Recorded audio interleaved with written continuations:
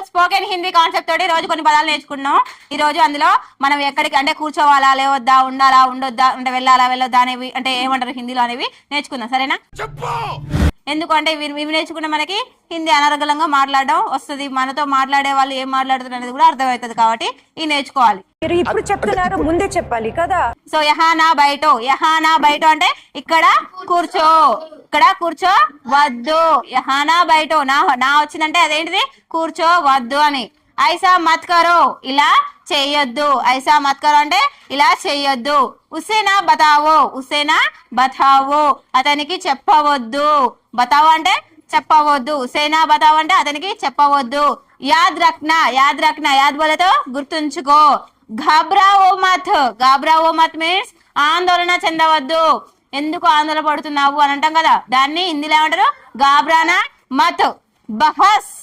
బహస్ మత్ కరో అంటే వాదించకు. మనం ఏదైనా చిన్న చిన్న వాటికి వాదిస్తూ ఉంటామా, అలా హిందీలో మనల్ని మన ఎదుటి వాళ్ళు ఏమంటారో తెలుసుకోవడం కోసం ఏమంటాం మనం బహస్ మత్ కరో. ఎదుటి వాళ్ళు అంటే హిందీ మాట్లాడే వాళ్ళు ఏమంటారు, మనకు మాట్లాడే నాకపోయినా కానీ వాళ్ళు ఏమంటారో తెలియాలి కదా, అందుకే పదాలు నేర్చుకుంటే అర్థమవుతుంది అనమాట. కుచ్బీ కరో ఏమైనా చెయ్యి. కుచ్బీ కరో అంటే ఏమైనా చెయ్యి. కుచ్బీ లేలో లేలో అంటే తీసుకో. కుచ్బీ లేలో అంటే ఏదైనా తీసుకో. కమ్రే మే సో జావో కమ్రే బోలేతో గది, సో జావో బోలేతో పడుకో, గదిలో పడుకో.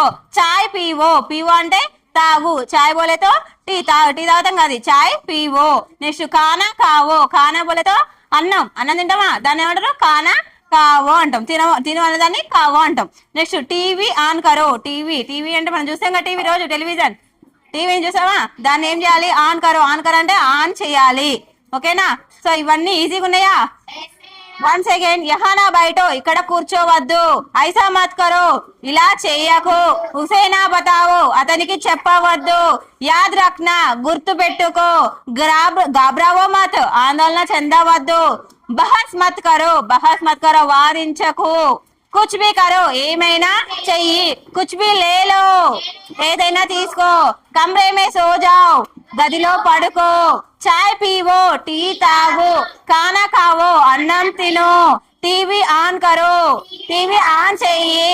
సో ఇలాంటి పదాలు నేర్చుకుంటే మనం డైలీ సెంటెన్స్ ఫార్మేషన్ అంటే మామూలుగా మాట్లాడడానికి ఈజీగా ఉంటుంది. ఇవి రాయొచ్చా మేడం బుక్ లో అంటే ఇట్లా సెంటెన్స్ ఫార్మేషన్ రాయడానికి కాదు, ఇది ఓన్లీ స్పోకెన్ హిందీ మాట్లాడడం కోసం మాత్రమే ఇలాంటి పదాలు యూజ్ చేసి మాట్లాడుకోవచ్చు. మనకి వాళ్ళు అంటే కన్వర్సేషన్ స్టార్ట్ అయినప్పుడు ఎదుటి వాళ్ళు ఏం మాట్లాడుతారు అనేది కూడా క్లియర్ గా అర్థమవుతుంది. సో ఇలాంటి పదాలు నేర్చుకోవాలి ఖచ్చితంగా. అర్థమవుతుందా? So all of you understand?